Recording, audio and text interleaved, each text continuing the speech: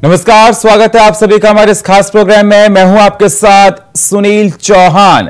Israel, फिलिस्तीन और Hamas का युद्ध महासंग्राम बनता जा रहा है, नया मोड़ लेता जा रहा है। 16 दिन से ज्यादा का वक्त हो गया है और युद्ध के हालात दिनों दिन बिगड़ते जा रहे हैं।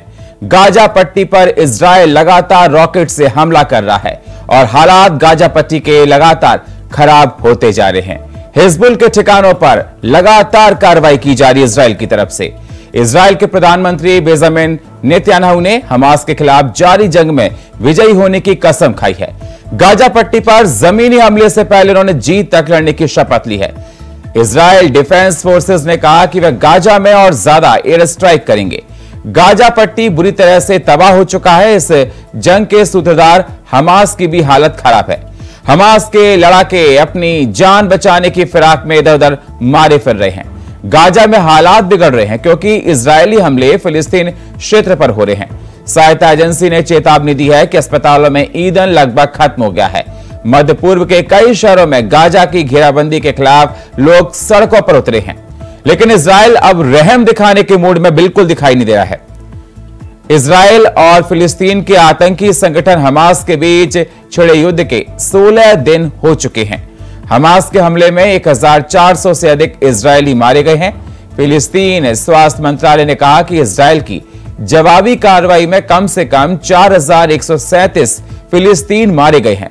हमास को खत्म करने की कसम खाने के बाद इजराइल गाजा पट्टी पर हवाई हमले कर रहा है। संयुक्त राष्ट्र ने कहा कि 1,40,000 से अधिक घर तबाह हो चुके हैं। गाजा में अभी घरों में 1/3 हिस्से क्षतिग्रस्त हो चुके हैं। शहर में करीब 13,000 घर पूरी तरह से तबाह हो चुके हैं।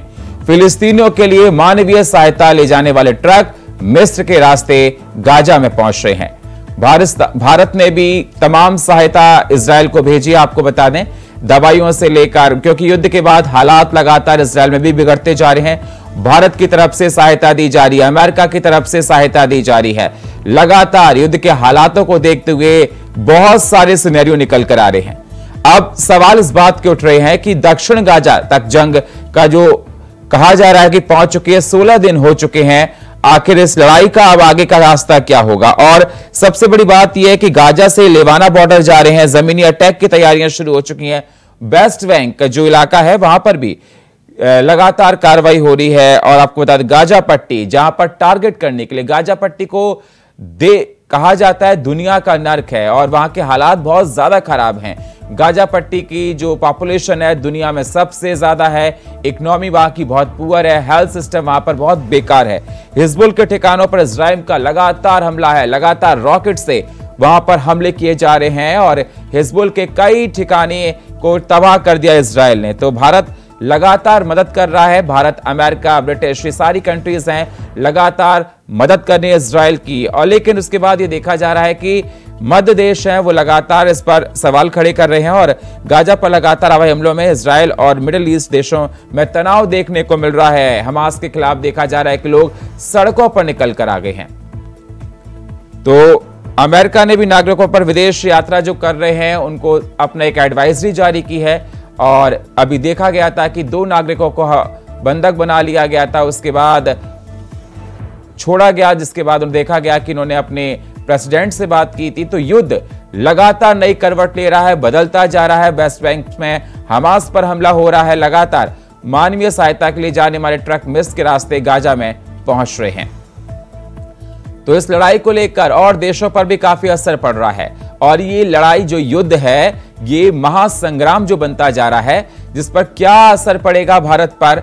और जिस प्रकार से देखा जाए इजराइल फिलिस्तीन की लड़ाई जो लगातार बिगड़ती जा रही है, कौन से देश भारत के साथ हैं और कौन से देश इजराइल के साथ हैं और कौन से देश फिलिस्तीन के साथ हैं, हमास के साथ हैं, ये बड़ा सवाल निकल कर आ रहा है। और देखा जा रहा है कि जो इराक है वो समर्थन करते हुआ दिखाई दे रहा है। बहुत सारे सवाल ऐसे निकल के आए। भारत ने 6.5 टन राहत सामग्री भेजी है इजराइल को और लगातार देखा जा रहा है कि गाजा पट्टी, जिसको माना जा रहा है कि सबसे ज्यादा टारगेट इजराइल कर रहा है। इजराइल अपने एक ऐसा देश जो अपने हर नागरिक को तैयार करता है युद्ध के लिए और इस समय इजराइल और फिलिस्तीन और की जंग महासंग्राम के रूप में बदल चुकी है। लगातार ये देखा जा रहा है कि भारत, ब्रिटिश, अमेरिका इजराइल की मदद कर रहे हैं।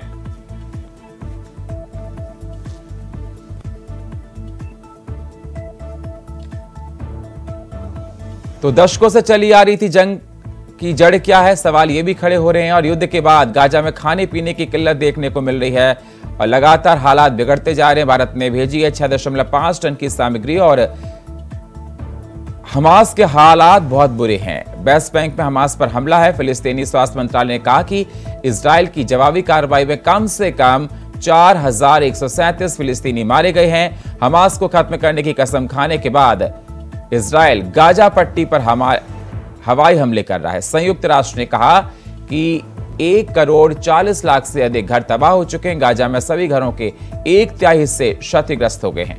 शहर में करीब 13,000 घर पूरी तरह से तबाह हो गए हैं। फिलिस्तीनियों के लिए मानवीय सहायता के लिए और इसी पर चर्चा करने के लिए हमारे साथ जुड़ चुके हैं प्रोफेसर किरोड़ी सिंह, विदेश मामलों के जानकार हैं। स्वागत है सिंह साहब आपका। हमारे साथ जुड़ चुके हैं जेके त्रिपाठी जी, पूर्व राजनयिक हैं। स्वागत है त्रिपाठी जी आपका। और हमारे साथ जुड़ चुके हैं रिटायर्ड मेजर राजन कोचर, रक्षा विशेषज्ञ। स्वागत है कोचर साहब आपका। सबसे पहले कोचर साहब मैं आपके पास ही आना चाहूंगा। कोचर साहब, जिस प्रकार से देखा जाए इस लड़ाई का अब एक नया रूप निकलता हुआ आ रहा है। इजराइल लगातार कार्रवाई कर रहा है गाजा पट्टी पर, हमास पर।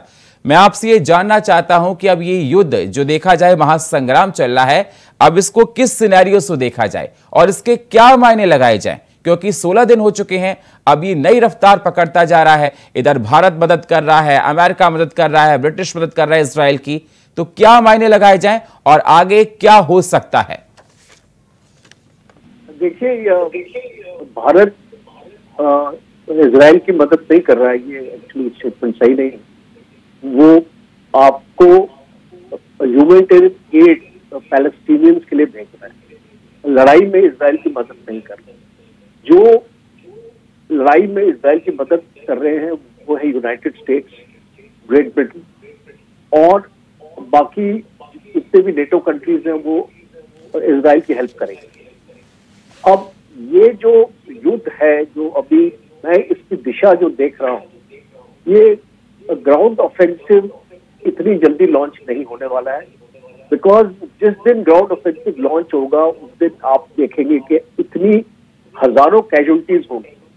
और आपको याद होगा प्रेसिडेंट बाइडेन जब आए थे इजराइल, प्रेसिडेंट बाइडेन ने इसको बोला था कि जो गलती हमने 9/11 में की है वो गलती आप मत करना। एक रिवेंज, एक बदले की भावना से आप जब एक दुश्मन के ऊपर टूट जाते हैं तो उस टाइम पे बहुत नुकसान होता है। तो इसीलिए अभी हम देख रहे हैं कि एयर अटैक जारी है, आर्टिलरी अटैक जारी है। अभी एक चिंता का विषय ये आ रहा है कि जो लेबनान का फ्रंट है, जो आपका हिजबुल्ला है, वहां से अगर एक फ्रंट खुल गया इजराइल के लिए तो इजराइल के लिए मुश्किल आ सकती है। और मैं क्यों ये इसको बोल रहा हूँ और एम्फसाइज कर रहा हूँ, तो आज हिजबुल्ला एक टेररिस्ट ऑर्गेनाइजेशन नहीं है, वो एक फौज की तरह बन चुका है। एक जो उसके पास आज हथियार हैं, जो नॉर्थ कोरिया से आए हुए हैं और जो ईरान के पास है, फतेह मिसाइल है उसके पास, तो वो एक बैलिस्टिक मिसाइल है। तो इस टाइप का जो हथियार अगर एक टेररिस्ट ग्रुप के पास आता है तो वो एक टेररिस्ट ग्रुप नहीं रह जाता। और जितने उसके कार्डर्स हैं, जो अभी इंटेलिजेंस रिपोर्ट्स आ रही है, 70,000 से 1,00,000 उसके कार्डर्स हैं और वो बहुत हाईली ट्रेन्ड लोग हैं और वो इजराइल का मुकाबला कर सकते हैं। तो उनके पास टैंक्स भी हैं, उनके पास एंटी टैंक गाइडेड मिसाइल्स भी और बहुत कुछ है। तो वो फ्रंट अगर खुल जाएगा तो ये लड़ाई और ओपन हो जाएगी। बट फिलहाल मैं ये इसको देख रहा हूँ कि इजराइल कोशिश कर रहा है कि हमास को कमजोर करने के लिए, बिकॉज पूरा रिप्लेनिशमेंट घेरा डाल रखा है और बाहर से कोई सामान अंदर नहीं आ सकता है। और जो अभी जो इजिप्ट का जो बॉर्डर, जो रफा बॉर्डर खुल गया है, उसमें खाली 20 गाड़ियां अलाउ करेंगे। ये 20 गाड़ियां भी सफिशिएंट नहीं है आपके पैलेस्टीनियंस के लिए, जो उनको मदद देने के लिए। और हमको क्या जो इसकी गारंटी है कि ये जो मदद है ये पैलेस्टीनियंस के पास जा रही है या हमास के पास जा रही है? तो एक प्रश्न चिन्ह उसमें भी लगेगा कि इस ह्यूमैनिटेरियन एड जो भेजी जा रही है इसको कौन डिस्प्यूट कर रहा है? एक यूनाइटेड नेशंस ऐसी कोई ऑर्गेनाइजेशन है क्या वहां पे ऑलरेडी स्टैब्लिश कि जो ये इसको इंश्योर करेगी कि ये सिविलियंस के पास एड जाए? तो ये सारे जो क्वेश्चंस हैं, और जो अभी जो लड़ाई अभी मैं इसको मेरा अनुमान है कि 48 to 72 आवर्स में स्पेशल फोर्सेस स्पेसिफिक इंटेलिजेंस के ऊपर अगर एक बिल्डिंग में अगर और एक टनल, एक पर्टिकुलर टनल में, बिकॉज वहां पे 500 किलोमीटर का टनल है और वो भी टनल 3 पार्ट्स में बना है। एक पार्ट में जो है आपका एमुनिशन रखा गया है और एक पार्ट में कमांड एंड कंट्रोल रूम है और एक पार्ट में ये सारे होस्टेजेस और फाइटर्स हैं। तो अभी स्पेसिफिक इंटेलिजेंस को ये बताना पड़ेगा इजराइल को कि कहां पे और कौन से टनल में और कौन से स्पेसिफिक एरिया में अटैक लॉन्च करना है। और इस अटैक में आप मान के चलिए कि इजराइल सोल्जर्स की भी कैजुअलिटी होगी, क्योंकि इस प्रकार के जब अटैक होते हैं, सर्जिकल स्ट्राइक्स होती है, जब आप फिजिकली बिल्डिंग से बिल्डिंग में जाएंगे, आपका अर्बन और गुरिल्ला वॉरफेयर होगा, तो उसमें हम और हमारे इंडियन आर्मी का भी एक्सपीरियंस रहा है कि जब भी जम्मू एंड कश्मीर में हमने ऐसे ऑपरेशन किए हैं तो उसमें हमारी भी कैजुअलिटीज होती है। तो इजराइल को भी मान के चलना पड़ेगा कि उसकी भी कैजुअलिटीज होंगी।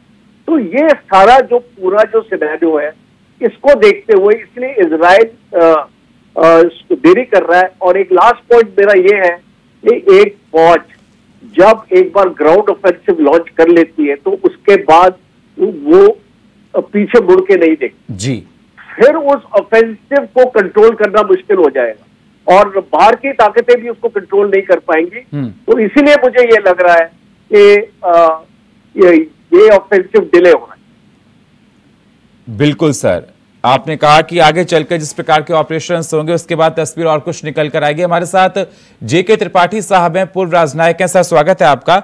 सर ये देखा जाए कि गाजा पर लगातार हवाई हमलों से इजराइल और मिडिल ईस्ट के देशों में तनाव देखने को मिल रहा है, किस प्रकार से इसको देखा जाए?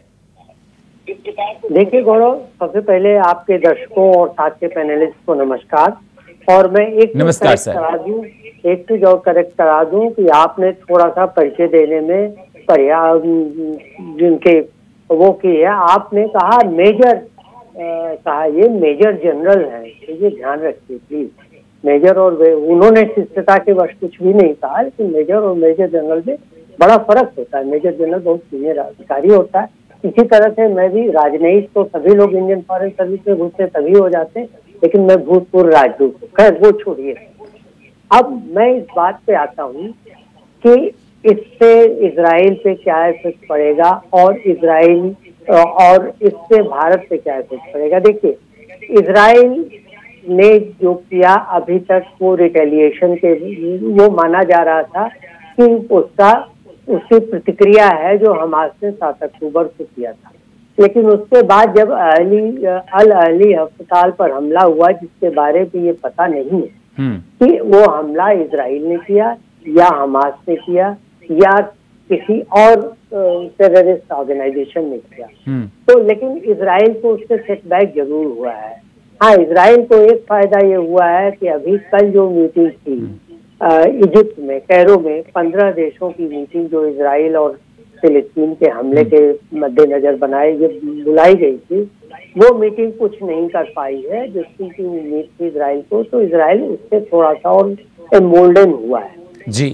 अब इजराइल की, जैसा कि कोचर साहब ने कहा है कि इजराइल की यही कोशिश होगी कि ये इजराइल के ऊपर जो इंटरनेशनल प्रेशर पड़ रहा है ये जब असहनीय हो जाए, उससे पहले ही इजराइल वहां ग्राउंड ऑफेंसिव करके अपनी एक तरह से अपनी बढ़त हासिल कर ले। लेकिन जैसा कोचर साहब ने कहा कि ग्राउंड ऑफेंसिव में भी बड़ी परेशानियां अभी, एक तो सुरंगें बिछी होंगी, दूसरी ये कि 500 किलोमीटर से ज्यादा लंबाई की सुरंगें हैं और माइंस बिछी होंगी। तीसरी चीज ये है कि घर घर हाउस टू हाउस जो है सर्च करना, वो किसी भी देश के लिए बड़ा मुश्किल हो जाता है, खासतौर से गाजा पट्टी ऐसे क्षेत्र में जहाँ की 497 व्यक्ति प्रति किलोमीटर का घनत्व है जनसंख्या का। ऐसी हालत में बड़ी मुश्किल बात हो जाएगी। लेकिन एक चीज मैं ये कहूंगा कि अगर इजराइल हफ्ता 10 दिन 15 दिन में इन पे काबू भी पा लेता है गाजा पट्टी के हमास पे, तो भी ये मान के चलिए कि ये कभी खत्म नहीं होगा, क्योंकि कोई भी टेररिस्ट ऑर्गेनाइजेशन कभी खत्म नहीं हुआ है। आपने देखा ओसामा बिन लादेन को मार दिया गया, जवाहिरी को मार दिया गया, और भी कई लोगों को मार दिया गया। हमारे यहाँ आप देखिए खालिस्तानी मूवमेंट को या कश्मीरी मिलिटेंट मूवमेंट को खत्म करने की कोशिश की गई, लेकिन पूरी तरह निस्तानाबूद नहीं होता, कुछ न कुछ होता रहता है, और वही कुछ न कुछ वहाँ भी होता रहेगा, क्योंकि वहाँ तो 2000 सालों से ज्यादा की नफरत है दोनों कम्युनिटीज के बीच में जी। तो ये मान के चलिए कि वहाँ पर इजराइल को पूरी सफलता तो नहीं मिलेगी। हाँ, ये है कि जब तक अरब देश एक मत हो, अभी तो होने में बहुत दिन है, जब तक अरब देश एक मत हो तब तक इजराइल कुछ न कुछ जो है वो डिसाइसिव कर लेगा, ये हम मान के चलते हैं। लेकिन इसके साथ ही इजराइल को भी ये चाहिए, और जैसा कि लेफ्टिनेंट जनरल कोचर साहब ने कहा कि वहाँ से राफा बॉर्डर से मदद आ रही है, लेकिन वो मदद किसको जाएगी, ये उन्होंने बहुत सही इशारा किया कि जब तक कोई ऐसी इंटरनेशनल या न्यूट्रल एजेंसी न हो, यूनाइटेड नेशंस की जैसी, जो कि वर्ल्ड फूड ऑर्गेनाइजेशन की जैसी, WFP की जैसी, UNSC की जैसी, जो कि इसको पूरी तरह से सुनिश्चित कर सके कि रसद सामग्री जो है वो उन्हीं लोगों तक पहुंच रही है जिनको उनकी जरूरत है, न कि हमास के लोगों को या अल कातिल के लोगों को। तो ये चीज बहुत बड़ी हो जाती। जहाँ तक भारत का सवाल है, भारत ने स्पष्ट कर दिया कि वो इस हमले में, इजराइल पर हुए हमले में इजराइल के साथ है, क्योंकि ये हमला आतंकवादी संगठन ने किया था। लेकिन फिलिस्तीन के वो द्विराष्ट्रीय सिद्धांत को सैद्धांतिक रूप से अपना समर्थन देता था और देता रहेगा, और इसलिए फिलिस्तीन के राष्ट्रपति, PA के राष्ट्रपति महमूद अब्बास से प्रधानमंत्री मोदी ने बात भी की और सहायता देने का आश्वासन दिया, जैसा कि आप खुद कह रहे हैं कि गाजा में भारतीय राहत सामग्री भी पहुंच रही है। बिल्कुल त्रिपाठी साहब, देखा गया कि आज फ्लाइट से बहुत सारी दवाइयां और राहत सामग्री भारत की तरफ से दी जा रही हैं, अमेरिका भी सहायता कर रहा है। और मैं आपसे ये जानना चाहता हूं कि जिस प्रकार से अमेरिका ने गाइडलाइंस जारी की है अपने सभी लोगों के, उनके अपने अमेरिका में रहने वाले नागरिकों के लिए कि विदेश यात्रा कम करें, कहीं बाहर कम निकलें, थोड़ा मतलब एडवाइजरी जारी की है, क्या भारत को भी ऐसी कोई एडवाइजरी जारी करनी चाहिए? देखिए, मेरे ख्याल से ऐसी एडवाइजरी जारी करने की जरूरत नहीं है, क्योंकि भारत तो वहाँ रह रहे लोगों को निकाल रहा है, फिर यहाँ से जाने का तो सवाल ही नहीं होता। तो अभी तो भारत वहाँ पे जो रह रहे हैं, जो फंसे हैं, उनको भी निकाल रहा है। तो मेरे ख्याल से अभी ऐसी एडवाइजरी जारी करने का वक्त नहीं आया। जी ठीक है सर, हमारे साथ प्रोफेसर करोड़ी सिंह जी हैं, स्वागत है सिंह साहब आपका। सिंह साहब, गाजा पट्टी के जो अब हालात हैं, ये देखा जाए कि इजराइल ने हमास के संगठन पर जो बहुत बुरी हालात कर दिए हैं, गाजा पट्टी के भी हालात बता रहे हैं कि बहुत ज्यादा खराब हो रहे हैं। वहां पर बहुत डेंसली पॉपुलेटेड है, वहां पॉपुलेशन बहुत ज्यादा है वहां की, और पहले से हालात बहुत ज्यादा खराब हैं। तो क्या ये माना जाए कि इजराइल जल्द ही गाजा पट्टी को खत्म कर देगा? देखिए सुनील जी, आपने युद्ध से बर्बादी का जो आलम है वो अपनी रिपोर्ट में बताया। कोचर साहब और त्रिपाठी जी ने युद्ध की दिशा क्या है, किस तरह से युद्ध आगे बढ़ रहा है, इसके बारे में विस्तार से बताया। अब समस्या है कि क्या गाजा को खत्म कर देंगे, जो आपने सवाल पूछा। मुझे नहीं लगता कि गाजा को पूर्ण से खत्म कर देंगे। जैसा कोचर साहब ने कहा कि अभी ग्राउंड अटैक का वक्त नहीं है, इतना जल्दी वो नहीं करेंगे। लेकिन अब समस्या यह है कि इस बर्बादी को रोका कैसे जाए कि यूक्रेन संकट में 16 दिन में इतने लोग नहीं मरे जितने यहाँ इजराइल और हमास की लड़ाई में लोग मर गए हैं। और ये नहीं, UN के 14 रिलीफ वर्कर भी मर गए हैं इसमें। जिनका कोई कसूर नहीं है। तो ऐसी स्थिति में रोका कैसे जाए? प्रारंभ में ये देखा गया कि जब अमेरिका के विदेश मंत्री ब्लिंकन और ब्रिटेन के विदेश मंत्री और उसके बाद बाइडेन अमेरिका के प्रेसिडेंट और ब्रिटेन के प्रधानमंत्री आए, तो हमने सोचा कि कोई न कोई शांति का प्रस्ताव लाके लेके आएंगे, कुछ समाधान की तरफ कदम बढ़ेंगे, लेकिन कोई कदम नहीं बढ़ा। वो इजराइल को नैतिक और इवन भौतिक समर्थन देकर चले गए। फिर अमेरिका के प्रेसिडेंट जब अमेरिका वापस गए तो ऐसा है कि हम ऐसा सोचा कि अमेरिका की जनता को वो एड्रेस करते हुए कोई समाधान की बात करेंगे, लेकिन वहां भी उन्होंने कांग्रेस के $100 बिलियन की मांग रख दी, 60 बिलियन यूक्रेन के लिए और 40 बिलियन इजराइल और हमास के और मानवीय सहायता के लिए। अब उसमें से मानवीय सहायता कितनी है और युद्ध के लिए कितनी होगी, लेकिन इससे युद्ध एस्कालेट होगा अगर आप ज्यादा सैनिक मदद करेंगे तो ऐसी स्थिति में समाधान क्या होगा? समाधान के 2 एफर्ट अभी तक किए गए हैं। एक तो संयुक्त राष्ट्र संघ की सुरक्षा परिषद में सबसे पहले रशिया ने प्रस्ताव रखा, जो कि 5 वोट समर्थन में थे, 4 अगेंस्ट में थे, 6 न्यूट्रल थे, वोट नहीं दिया तो वो गिर गया।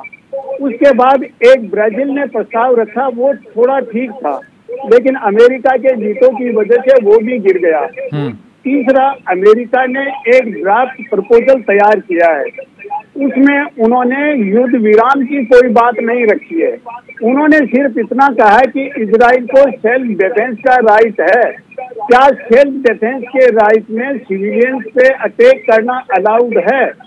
दूसरा ये है कि अमेरिका ने ये भी कहा है कि वहाँ पे रिलीफ मेजर्स दिए जाने चाहिए, मानवीय सहायता होनी चाहिए।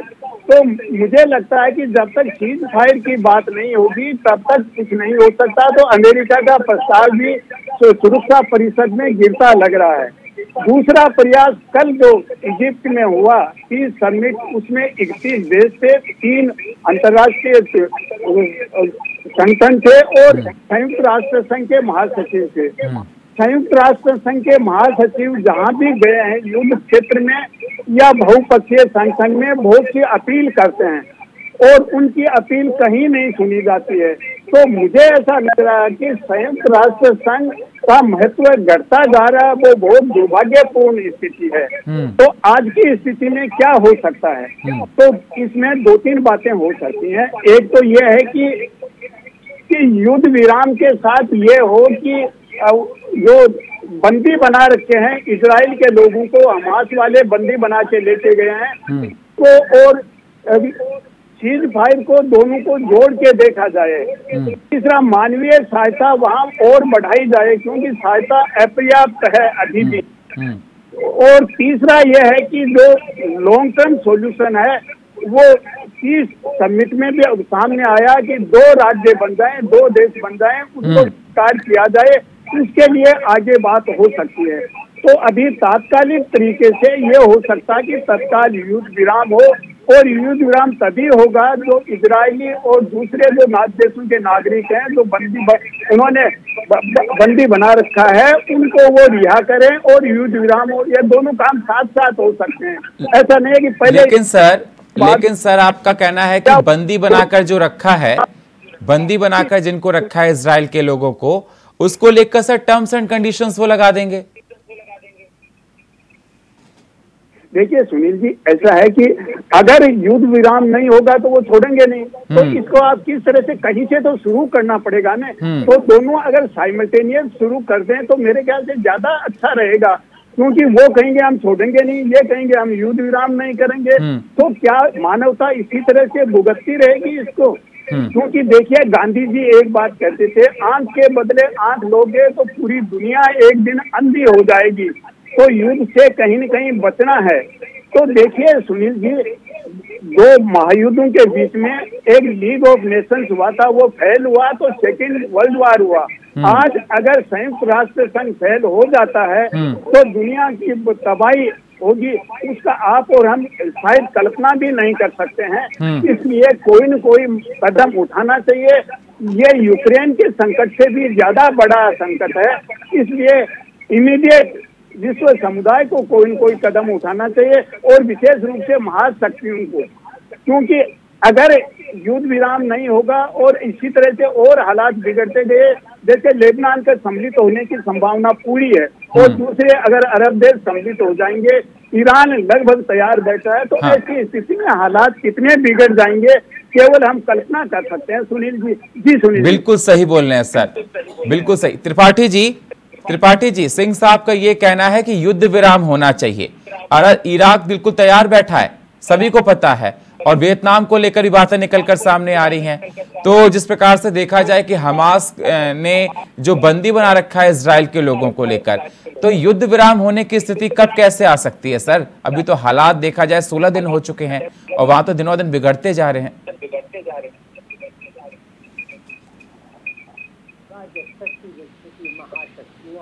और जब मैं महाशक्तियां कहता हूं तो अभी के जितने 5 वो है परमानेंट पावर्स हैं यूएनएससी के, जब तक वो एक मत नहीं हो जाती, कम से कम इस पे रिस्पॉन्सिबिलिटी फिक्स करने की बात तो बाद में, लेकिन इस पे उन्हें एक मत होना जरूरी है कि तुरंत युद्ध विराम किया जाए, क्योंकि अगर ये लोग एक मत हो जाते हैं तभी इजराइल भी दबाव में आकर युद्ध विराम करेगा और हमास भी।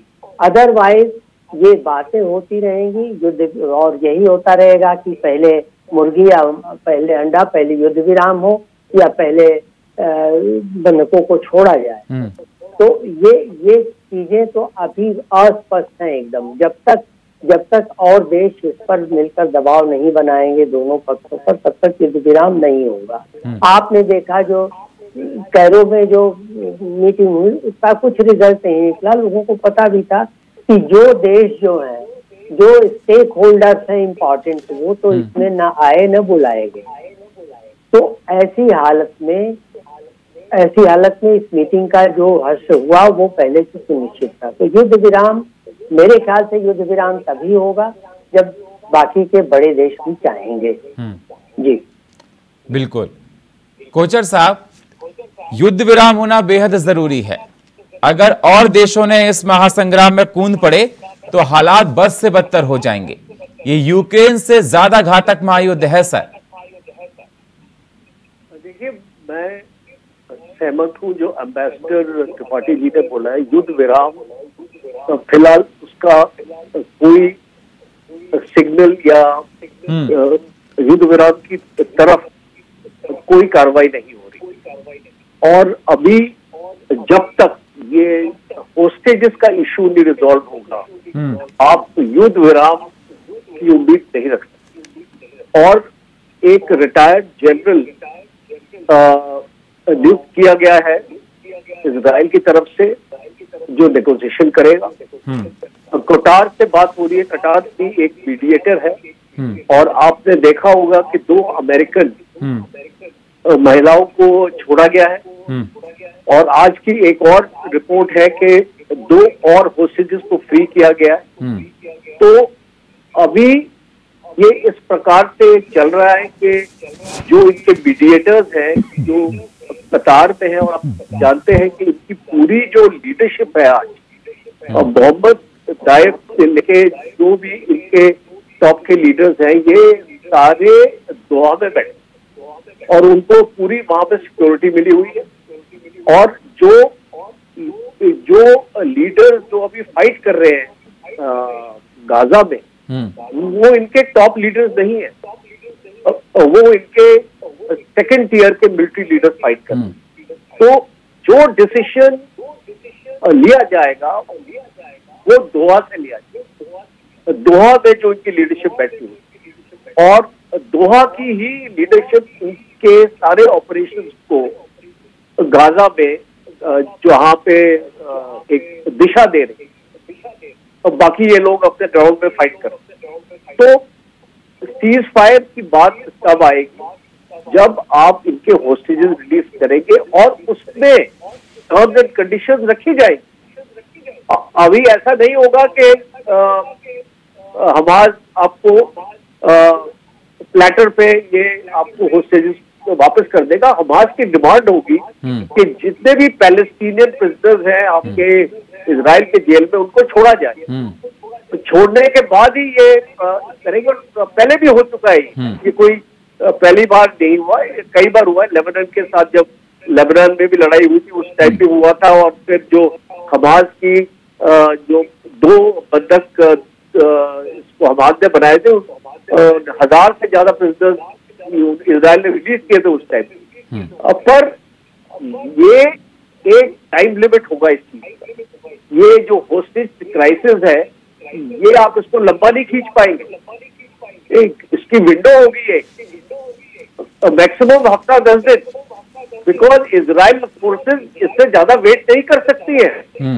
और जितना वेट आपने देखा होगा कि पार्लियामेंट अटैक जब इंडिया के ऊपर हुआ था जी, तो हमारी फौज बॉर्डर पे पहुंच गई थी, ऑपरेशन पराक्रम, अगर आपको याद होगा। और ऑपरेशन पराक्रम में हम वेट कर रहे थे ऑर्डर्स के लिए, और हम यूनाइटेड स्टेट्स के प्रेशर में आके फौज बॉर्डर पर 1 साल तक रही है, और हम वापस आ गए वहां, और हमने अटैक नहीं किया। हम बिल्कुल तैयार थे। और अगर जिस दिन अटैक जाना था, प्लान था, अगर इंडियन आर्मी उस दिन अटैक कर लेती तो आप देखते कि पाकिस्तान का नक्शा बदली हो गया होता। बट अनफॉर्चुनेटली हो नहीं सका ये। और ये उस टाइम में मैं वही था, मैं कर्नल था उस टाइम, तो ये अपनी यूनिट को कमांड कर रहा था। तो आप समझ सकते हैं कि जितनी देरी इस लड़ाई ऑफेंसिव में होगी, आप देखेंगे उतनी मौके पैलेस्टीनियंस की हो रही है, रोज कैजुअलिटीज हो रही है, एयर फायर में कोलैटरल डैमेज हो रहा है।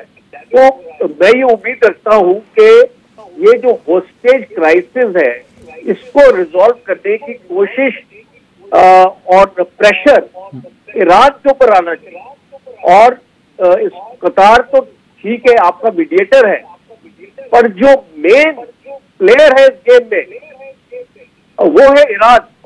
और जब तक ईरान के ऊपर आप प्रेशर नहीं डालेंगे, और जब तक चाइना और रशिया का जो प्रेशर है, बिकॉज ये 2 कंट्रीज हैं जो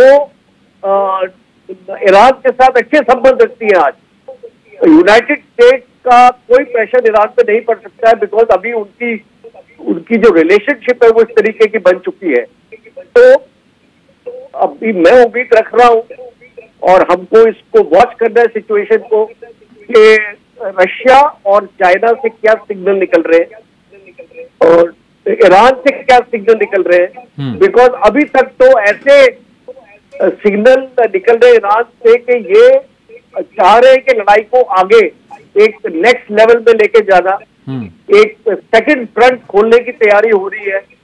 अभी हिजबुल्लाह बिल्कुल तैयार है एक अपना सेकंड फ्रंट खोलने के लिए, और अगर ये सेकंड फ्रंट खुल जाता है तो आप देखेंगे कि ये आपका होस्टेज क्राइसिस, आपका इजराइल को एक्सेप्ट करना पड़ेगा कि अब हम इसको होस्टेज इसको हम नेगोशिएट नहीं करेंगे, अब तो लड़ाई है।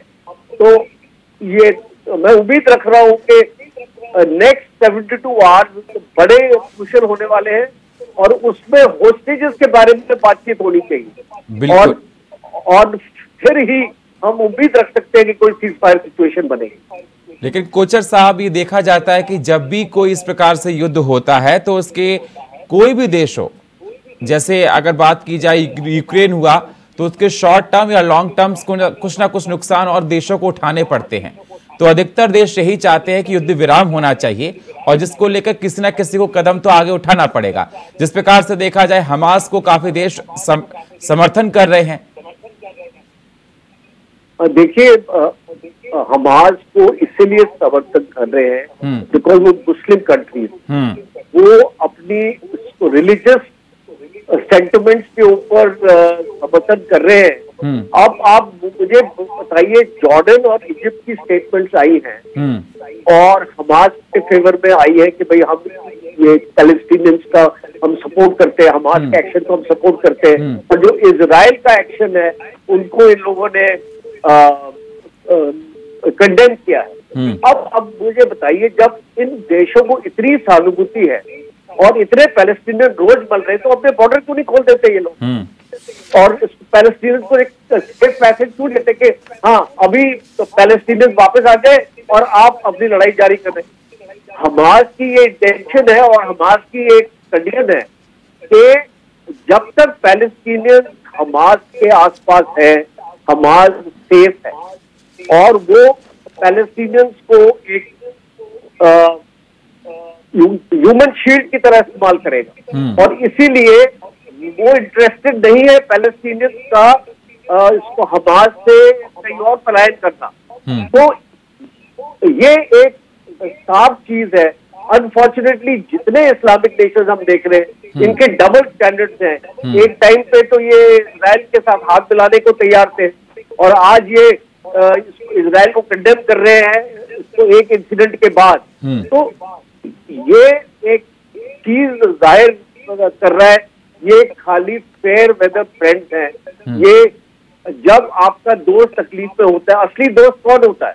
जो दोस्त की मदद करे। जी हाँ, जो अपने इसको बुरे वक्त में अपने दोस्त के साथ रहे। तो ये लोग तो दोस्त गिराने लायक भी नहीं है। तो ये एक चीज उभर के आ रही है। और जब तक ये आपके जो इनके नेबर्स हैं, जॉर्डन, इजिप्ट वगैरह, ये प्रेशर नहीं डालते कि हमारे पे कि आप होस्टेजेस को रिलीज करो, फिर उसके बाद आप आपके पैलेस्टीनी इशू का समाधान करेंगे। हो सकता है हम वेस्ट बैंक को 2 हिस्सों में बांट दें, जिसमें एक हिस्सा इजराइल को मिले, एक हिस्सा आपको मिले। और ये होने वाला था। जो सऊदी अरेबिया के साथ जो डील हो रही थी इजराइल की और जो अमेरिका एक्चुअली करवा रहा था, उसमें एक ये प्रपोजल था और इसको इजराइल इजराइल को एक्सेप्टेबल भी था ये प्रपोजल। ये आप इसको वेस्ट बैंक को 2 हिस्सों में कहिए, गाजा स्ट्रिप आप पैलेस्टीनियन के पास जाने दीजिए और आप एक तरफ का जो वेस्ट बैंक आप रखिए, एक आप पैलेस्टीनियन को दीजिए, उनका होमलैंड होने दीजिए और एक स्टेट डिक्लेयर कर दीजिए। ये सब बातें ईरान को पसंद नहीं थी और इसीलिए ईरान ने ग्रीन सिग्नल दिया हमास को कि अभी आप बिल्कुल इमीडिएटली लॉन्च कीजिए, इसमें आपको डिले नहीं करना है। बिकॉज अगर ये डील अनाउंस हो जाती है सऊदी अरेबिया और इजराइल के बीच में, तो वो हमारे लिए बड़ी मुश्किल पैदा करते हैं। सिंह साहब, ये देखा जा रहा है कि गाजा से लेबनान बॉर्डर खोल दिया गया है और जमीनी अटैक की तैयारियां लगभग पूरी हो चुकी हैं। मैं आपसे ये जानना चाहता हूं कि सर, अगर बात की जाए वेस्ट बैंक की बात की जाए, गाजा पट्टी की बात की जाए, तो वे वहां के हालातों का आकलन किस प्रकार से किया जाए? और इसी में एक सवाल मैं आपसे सर और करना चाहता हूं सिंह साहब, कि युद्ध में शॉर्ट टर्म, लॉन्ग टर्म नुकसान देशों को उठाने पड़ते हैं और देशों को उठाने पड़ते हैं। तो क्या भारत को आगे चलकर कोई नुकसान इस लड़ाई से होगा जो अभी चल रही है, और बाद में अगर कोई और देश इसमें कूद गए तो नुकसान और ज्यादा हो सकता है? देखिए सुनील जी, जैसा कि कोचर साहब ने बताया था शुरू में कि ग्राउंड असॉल्ट का अभी इतना जल्दबाजी में नहीं होगा, क्योंकि अमेरिका ने भी इजराइल को ये कह दिया है कि आप ऐसी भूल मत करना कि वहां पे जमीन पे या गाजा पे आप कब्जा करें इस तरह की। तो इजराइल भी फूक फूक के कदम रख रहा है। लेकिन एक चीज स्पष्ट है कि दुनिया का कोई भी देश हो, हर देश का एक भू राजनीतिक और सामरिक हित होता है और जहां भी संकट होता है उसमें वो अवसर ढूंढता है कि मेरा हित कैसे पूरा हो। चाहे अरब कंट्रीज हो, चाहे पश्चिम के देश हो, अमेरिका हो, रशिया हो, चाइना हो, वो अपने हित पूरा करने का अवसर ढूंढते हैं और अवसर के साथ साथ मानवीय संवेदनाओं की बात भी करते हैं। चीन ने युद्ध के तुरंत बाद ये प्रस्ताव रखा था कि एक ही समाधान है कि 2 देश बन गए हैं। दूसरा उन्होंने कहा कि चीन मध्यस्थता करने को तैयार है, लेकिन वो बात आगे नहीं बढ़ पाई। फिर रशिया के प्रेसिडेंट और चीन के प्रेसिडेंट दोनों वहाँ जो बेल्ट एंड रोड की कॉन्फ्रेंस थी वहाँ बातचीत हुई और उसमें बहुत से देशों के प्रतिनिधि थे। वहाँ किस रूप में बातचीत हुई, युद्ध को लेके कोई बात हुई या नहीं, अभी स्पष्ट रूप से कोई चीज इंगित नहीं की गई है। लेकिन हमें संयुक्त राष्ट्र संघ को मजबूत करना चाहिए और उसके अलावा अगर कोई विकल्प है तो हर देश अपना हित साधने की कोशिश करेगा, संकट में वो अवसर ढूंढेगा, कोई सा भी देश हो। तो ऐसी स्थिति में जो मानवीय त्रासदी की तरफ युद्ध जा रहा है, इसको किस तरह से रोका जाए, इसके लिए संयुक्त राष्ट्र संघ के तहत ही कदम उठाए जा सकते हैं और वो सबसे अप्रोप्रिएट मंच होगा। दूसरा, आपने बताया कि इसके क्या लॉन्ग टर्म और शॉर्ट टर्म इम्प्लीकेशन क्या हो सकते हैं। जी देखिए, अगर ये युद्ध बढ़ता है तो भारत का बहुत बड़ी लेबर फोर्स अरब कंट्रीज में है, जो भारत को सबसे ज्यादा रिमिटेंस देता है। जो इंडियन डायस्पोरा विकसित देशों में रहता है, वो उतना पैसा, उतना फॉरेन करेंसी नहीं भेजता है, क्योंकि जो अरब कंट्रीज में है वो गरीब लोग हैं, उनका परिवार भारत में रहता है, वो केवल अकेले रहते हैं और अपना पेट काट के पैसा बचा के भेजते हैं, तो वो हिंदुस्तान को बहुत फायदा दे रहे हैं। एक तो में अगर युद्ध फैलता है तो उस पर असर पड़ेगा किसी न किसी रूप में। दूसरे, भारत की एनर्जी रिक्वायरमेंट है, उन पे असर पड़ेगा। तीसरा, जो अभी G20 में दो कॉरिडोर की बात की, एक अफ्रीका इंफ्रास्ट्रक्चर कॉरिडोर, दूसरा India middle east Europe corridor. तो वो कॉरिडोर है जो व्यापार के लिए, आर्थिक सहयोग के लिए बड़ा महत्वपूर्ण हो सकता है। वो लगभग खटाई में पड़ता दिख रहा है, उसको वो आगे नहीं बढ़ पाएगा। तो निश्चित रूप से भारत प्रत्यक्ष रूप से प्रभावित होगा और भारत की अर्थव्यवस्था पे भी प्रभाव पड़ेगा। और भारत का अगर कोई नागरिक वहाँ अरब कंट्रीज में अगर युद्ध फैलता है और डिफिकल्टी में आता है तो भारत में भी उसका असर पड़ेगा। लेकिन एक सिल्वर लाइनिंग मुझे सुनील जी लग रही है कि यूक्रेन को लेके दुनिया में इतने प्रदर्शन नहीं हुए शांति स्थापना के लिए, जितने इजराइल और हमास के युद्ध को लेके दुनिया में प्रदर्शन हो रहे हैं। ऑस्ट्रेलिया में सिडनी से लेके वाशिंगटन, लंदन और दुनिया के सब देशों में, इवन भारत में भी हो रहा है। तो आवाम है वो शांति चाहता है, अमन और ईमान से जीना चाहता है। और अगर दुनिया में आवाम का, कॉमन मैन का दबाव होगा तो शायद सरकार में कोई गुड सेंस आ जाए, विजडम प्रिवेल कर जाए और बिल्कुल सर का प्रयास सफल हो जाए। जी सुनील। बिल्कुल, हमारे साथ अनुपम तिवारी जी, रक्षा विशेषज्ञ, जुड़ चुके हैं। स्वागत है अनुपम जी आपका हमारे साथ जुड़ने के लिए। अनुपम जी, सवाल आपसे यही है कि हमारे सभी जो गेस्ट हैं वो यही बोल रहे हैं कि युद्ध विराम होना चाहिए, युद्ध विराम होगा तभी हालात ठीक होंगे। अगर और देश इस युद्ध में कूद पड़े तो हालात बद से बदतर हो सकते हैं और बुरे हो सकते हैं। देखिए चौहान जी, निश्चित रूप से मैं भी यही मानूंगा कि युद्ध विराम होना चाहिए, लेकिन वो शक्तियां जो इस युद्ध को करवा रही हैं, वो क्या ये युद्ध विराम होने देंगी? प्रश्न सबसे बड़ा ये है। सबसे बड़ा प्रश्न ये है कि जिनके हथियार बिकने को तैयार हैं इस युद्ध के बहाने, क्या वो अपनी मार्केट को जाने देंगे आसानी से?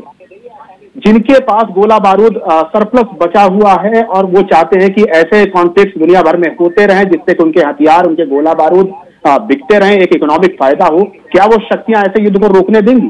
तो हमको एक बड़ी पिक्चर अगर हम देखेंगे तो हम ये समझेंगे कि ये जो जंगें हो रही हैं, चाहे आप रूस यूक्रेन की बात कर लें, चाहे आप इजराइल हमास की बात कर लें, या चाइना ताइवान की बात कर लें, अर्मेनिया अजरबैजान की बात कर लें, हर जगह पर जिस तरह कॉन्फ्लिक्ट का एक के बाद एक दौर चल रहा है, वो मुझे तो यही लगता है कि 2014 के बाद से हम एक तरह के नए शीत युद्ध में प्रवेश कर चुके हैं। हमारे पास कई महाशक्तियां, पहले 2 हुआ करती थी, अब 3 या 4 महाशक्तियां हैं जो अपने अपने गेम को अपने हिसाब से खेल रही हैं।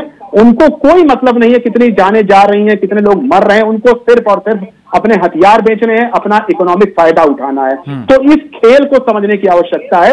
निश्चित रूप से इजराइल फलस्तीन वार में, इजराइल हमास वार में, फलस्तीन वार में नहीं कहूंगा क्योंकि फलस्तीनी तो यहाँ पर पीड़ित हैं, इजराइल हमास वार में जो लोग मारे जा रहे हैं वो सिर्फ हमास के आतंकवादी होते तो दुनिया उनका स्वागत करती, लेकिन इजराइल के हमलों से वहां पे आम फिलिस्तीनी नागरिक भी मारे जा रहे हैं, जिससे भारत समेत तमाम दुनिया के शांति स्थापित करने वाले देशों को, जो शांति की पूजा करते हैं, उन देशों को दुख हो रहा है, मानवाधिकार की चिंता करते हैं, उनको दुख हो रहा है। लेकिन इजराइल के अगर परिप्रेक्ष्य में देखें तो इजराइल के पास और कोई चारा नहीं था। कोई आतंकवादी संगठन आपकी संप्रभुता पर हमला करता है तो आपको रिटेलिएट करना ही पड़ेगा। तो हमको ये समझने की आवश्यकता है कि इस गेम के बिहाइंड में जो गेम चल रहे हैं, जो महाशक्तियां वर्चस्व का जंग खेल रही हैं। अब आप अभी मैं सुन रहा था, बिल्कुल सर ने बहुत सही कहा था कि India middle east Europe economic corridor बहुत ज्यादा प्रभावित होने वाला है, और अगर ये प्रभावित होगा तो इससे फायदा किसको होगा? फायदा चीन के फेल्ड बीआरआई प्रोजेक्ट को होगा। बीआरआई प्रोजेक्ट जो लगभग खटाई में पड़ चुका है, वो इंडिया वाले कॉरिडोर खत्म होते ही वो एक बार फिर से रिवाइव हो सकता है। तो इस तरह के खेल चल रहे हैं अपने फायदे के लिए। तो करोड़ों लोगों की जान लेने से, लाखों लोगों की जान लेने से ये महाशक्तियां नहीं चूक रही हैं। तो एक बड़ा प्रश्न है, और मैं इसीलिए इस चीज को यहाँ पर उठाना जरूरी समझ रहा था। बिल्कुल, तो ये माना जाए कि महाशक्तियां अपने फायदे के लेकर इस युद्ध में घी का काम कर रही हैं, आग में घी डाल रही हैं। निश्चित तौर पर महाशक्तियां, अब आप देखें इजराइल की सुरक्षा के लिए वेरी फर्स्ट डे से अमेरिका अपने यूएसएस गेराल्ड फोर्ड को लेकर के वहां पहुंच गया। निश्चित रूप से इजराइल की सुरक्षा की चिंता अमेरिका को है, लेकिन क्या सिर्फ इजराइल की सुरक्षा की चिंता है? उसको फलस्तीन के आम नागरिकों की सुरक्षा की चिंता नहीं है? तो उसको अमेरिका अगर महाशक्ति है, उसको देखना चाहिए कि दोनों पक्ष इजराइल के साथ बुरा हुआ, इजराइल की सुरक्षा दीजिए, लेकिन इजराइल को इस तरह की सुरक्षाएं दीजिए कि वो आम फलस्तीनियों को मारने से बचे, हमास के आतंकवादियों को ढूंढ ढूंढ करके मारे, हिजबुल्लाह के आतंकवादियों को ढूंढ ढूंढ कर मारे। विश्व शक्तियां आए, इजराइल का साथ दें, कोऑपरेट करें, और फलस्तीनियों की, आम फलस्तीनियों की जान बचाते हुए ये सब काम होने चाहिए। निश्चित रूप से दुष्कर कार्य है, क्योंकि आतंकवादी संगठन आम नागरिकों को ढाल बनाते हैं, लेकिन फिर हमारी जो शक्तियां हैं उनके पास अच्छा खासा अनुभव है, अच्छा खासा संसाधन है, वो कर सकते हैं। सिर्फ घी ना डालें, शांति की बात करें, शांति की तरफ कोशिश करें, फिलहाल इस युद्ध को रोकें ताकि मानवता को और ज्यादा त्रासदी ना देखनी पड़े। उसके बाद आतंकवादियों को पकड़ करके चिन्हित करके मारा जाए, इस बात का पक्षधर हर व्यक्ति होगा, क्योंकि आतंकवाद को किसी भी रूप में बर्दाश्त नहीं किया जा सकता है। बिल्कुल, लेकिन सर जिस प्रकार से अगर देखा जाए लेबनान बॉर्डर खोल दिया गया है गाजा का, लेकिन वहां इतनी ज्यादा पॉपुलेशन है कि घर घर जाना, ग्राउंड पर काम करना बहुत मुश्किल पड़ जाएगा। अमेरिका ने भी मना कर रखा है। लेकिन सर सवाल एक बात का और निकल कर आता है, अगर युद्ध को शांत करने के लिए कदम नहीं उठाया गया तो और देश भी इसमें कूद सकते हैं। इराक तैयार बैठा है, मुस्लिम कंट्रीज तैयार बैठी हैं, तो यह और भयानक स्थिति हो जाएगी सर फिर तो। निश्चित तौर पर चौहान जी, ये और भयानक स्थिति हो जाएगी। अभी हमने 2 दिन पहले ही देखा था कि यमन के हूती विद्रोहियों ने भी मिसाइल फायर करी थी, जिसको अमेरिका के युद्धपोत ने इंटरसेप्ट किया था, और वो इजराइल तक पहुंचने से पहले ही नष्ट कर दी गई थी। अब देखिए यहाँ पर एक, अभी तक हम सिर्फ हमास और हिजबुल्लाह की बात कर रहे थे, यहाँ पे हूती भी कूद पड़ा था। यहाँ पर हो सकता है ISIS भी कूद जाए, इस्लामिक जिहाद भी कूद जाए, तमाम आतंकवादी संगठन इस क्षेत्र में कूद सकते हैं। क्योंकि देखिए देशों को तो अपने प्लस और माइनस देखने पड़ते हैं, कई सारे देश हैं वो सामरिक रूप से अपने आप को देखते हैं, मुझे कहाँ फायदा कहाँ नुकसान, लेकिन आतंकवादी संगठनों को तो हर तरह से फायदा ही फायदा है। उनके पास ब्रेन वॉश लोगों की एक तगड़ी फौज होती है, जो भले ही इल इक्विप्ड हो, इल मैनर्ड हो, बस उनका एक काम होता है लोगों की जान लेना। तो आतंकवादी संगठन इस तरह के लड़ाकों को अपने रखते हैं अपने पास में, और अगर वो युद्ध में इस तरह के हमलों में मारे भी जाते हैं आतंकवादी, तब भी उनको कोई खास नुकसान नहीं होता, क्योंकि धर्म के नाम पर, जिहाद के नाम पर, कम्युनिटी के नाम पर एक आतंकवादी मरता है, 4 और खड़े हो जाते हैं। तो ये हमेशा से चलता रहा। तो ये एक ऐसा नासूर है जिसके ऊपर विश्व के तमाम एक सवाल और खड़ा होगा, इजराइल की इंटेलिजेंस इतनी तेज दुनिया में किसी की नहीं मसात, अगर मैं बात करना चाहूं, और हमास ने हमला किया, कानो कान उसको भनक तक नहीं लगी, तो पहले से ही माना जाए कि इस आतंकी संगठन को और देशों का समर्थन था। निश्चित तौर पर इन आतंकवादी संगठनों को अगर किसी देश का समर्थन नहीं मिलेगा तो वो ऐसे हथियार ही नहीं ला पाएंगे। आज ही वीडियोस आए हैं जहां पर हिजबुल्लाह आतंकवादी संगठन इजराइल के ऊपर अटैक करने के लिए आधुनिक ड्रोन्स का इस्तेमाल कर रहा है। अब हिजबुल्लाह के अंदर आतंकवादी पनपते हैं, क्या साइंटिस्ट भी पनपते हैं कि वो ड्रोन्स बना सकते हैं? निश्चित रूप से नहीं बना सकते। इसका मतलब कई सारे देश हैं जो उनको फंड कर रहे हैं, उनको पैसा दे रहे हैं, उनको हथियार दे रहे हैं। तो इस फंडिंग को रोकने की आवश्यकता है, और ये तभी रुकेगी जब देश केवल अपने बारे में न सोच करके मानवता के बारे में सोचेंगे, मानवतावादी दृष्टिकोण रखेंगे, पीस लविंग बनने की कोशिश करेंगे, हर चीज को व्यापार के नजरिए से नहीं देखेंगे। तो इसलिए मैं कहता हूं कि विश्व की तमाम महाशक्तियों को अपने इस वर्चस्व की जंग को बंद करना चाहिए, तभी दुनिया में तमाम इलाकों में शांति स्थापित हो पाएगी। और ये महाशक्तियां अपने अहम के टकराव के लिए तमाम नए नए अखाड़े निर्माण करती हैं। जैसे मैंने कई जगह बताया कि आर्मेनिया अजरबैजान हो, चीन ताइवान हो, ऐसे कई बैटल ग्राउंड बना रखे हैं इन लोगों ने, जहां पर ये दिखाते हैं अपने अहम को शांत करते हैं और लोगों को मरवाते हैं। ठीक है, हमारे साथ सिंह साहब भी हैं। सिंह साहब, जल्दी से संक्षेप में ये बात को बताइए कि महाशक्तियां अपने बिजनेस को लेकर, अपने रेवेन्यू को जनरेट करने को लेकर इस युद्ध को शांत नहीं करेंगी, उनको फायदा हो रहा है। देखिए जी, आप अभी जो बताई गई है बात, महाशक्तियां अपने हथियार बेचना चाहते हैं। अमेरिका में military industrial complex well known है, एकेडमिक लेवल पे भी और व्यवहारिक दृष्टि से भी। और पिछले कुछ सालों से तुलना करें तो मिलिट्री एक्सपेंडिचर दुनिया में सबसे ज्यादा बढ़ रहा है। आज $2.2 बिलियन बढ़ गया है। इसके साथ साथ 2019 के बाद पूरी दुनिया में गरीबी बढ़ी है, कम नहीं। पहले गरीबी कम हो रही थी, अब गरीबी बढ़ रही है। के और कारण भी हैं, पेंडेमिक भी है, यूक्रेन भी है, और बहुत से कारण हो सकते हैं। लेकिन सबसे ज्यादा मिलिट्री एक्सपेंडिचर है अमेरिका का है 39%। तो उनको अपने अमेरिका को भी हथियार बेचने हैं। संकट के समय जो वहाँ वेपन मैन्युफैक्चरिंग इंडस्ट्री है, उनका पॉलिसी प्लानिंग में इन्फ्लुएंस है। ह्यूज लॉबी अमेरिका में बहुत स्ट्रॉन्ग है। जिस तरह की अमेरिकन डेमोक्रेसी है, वहाँ लॉबिंग होता है, प्रेशर ग्रुप होते हैं। तो ह्यूज लॉबी है, वेपन्स लॉबी है, वो सब प्रेशराइज कर रहे हैं कि दुनिया में संकट बना रहे, हथियार बिकते रहे। तो एक देश नहीं है, चीन भी है, और दूसरे देश में चीन ने भी अपना मिलिट्री एक्सपेंडिचर बहुत बढ़ाया है। तो सभी देश बढ़ा रहे हैं। तो ऐसी स्थिति में हम शांति की तरफ नहीं जाके अशांति की तरफ जा रहे हैं। लेकिन ये हमें समझना चाहिए कि जंग से आज तक तारीख में कोई मसला हल नहीं हुआ है। अंतिम तौर पे बातचीत से और सूझबूझ से ही काम चला है। तो विश्व समुदाय को ये सोचना चाहिए कि हम मानवता को जो प्रगति की है उसको ये कुछ ही क्षणों में तहस-नहस कर देंगे या इसको बताएंगे। एटलीस्ट जो हमारी आने वाली संतान है वो ये नहीं कहें कि हमारे पेरेंट्स ने सब बर्बाद कर दिया, हमारे फोर फादर्स ने। तो इसके लिए हमें सोचना चाहिए और विश्व समुदाय को मिलकर कोई काम करें। उसका एक ही मंच हो सकता है, संयुक्त राष्ट्र संघ। बाकी अन्य कोई समूह है वो ज्यादा बिल्कुल भूमिका महाशक्तियां अपने बाज। बिल्कुल, जल्दी से फाइनल कमेंट रखिए कोचर साहब, जल्दी से फाइनल कमेंट सर। ये जितने पॉइंट पैनलिस्ट ने रेज किए हैं और तिवारी जी ने भी बताया है, ये बहुत रेलेवेंट है। क्योंकि आज की जो सुपर पावर की जो लड़ाई है वो अपने हित के लिए। वो अगर आपने यूक्रेन में देखा होगा, अमेरिका ने इतने अपने $बिलियन के जो वेपन वहां पे दिए हैं, और वो चाहते हैं कि उनकी इकोनॉमी, अभी देखो डिप्रेशन में, रिसेशन में जा रहा था अमेरिका, तो अभी जो रिसेशन से बाहर निकले तो उनके पास क्या तरीका है, और अगले साल इनके इलेक्शन होने वाले हैं। तो ये सारी जो बिल्कुल सही बोला सर आपने, अपने रिसेशन को निकलने के लिए और अब कमाने का जरिया एक तरह से देखा जाए बाजार बन गया उसके लिए ये युद्ध। बहुत बहुत शुक्रिया समय हमको इतनी इजाजत दे रहा है सर आपका, जेके त्रिपाठी साहब आपका, कोचर साहब आपका, अनुपम तिवारी जी आपका, सभी मेहमानों का बहुत बहुत शुक्रिया। लेकिन सवाल लगातार उठते रहेंगे। जिस प्रकार से देखा जा रहा है कि हमास और इजराइल का युद्ध लगातार बढ़ता जा रहा है, अब सवाल इस बात का उठ रहा है कि जिन महाशक्तियों के लिए युद्ध बाजार बन गया, उनको फायदा हो रहा है रेवेन्यू को लेकर, वो क्या इस युद्ध पर रुकवाएंगी या युद्ध आगे बढ़कर जाएगा। कहा जा रहा है कि अगले 72 घंटे बेहद अहम है, ये देखने वाली बात होगी। और फिलहाल हमारे इस खास प्रोग्राम में इतना ही। बाकी खबरों के लिए आप बने रहिए इंडिया वॉइस के साथ। तब तक के लिए नमस्कार।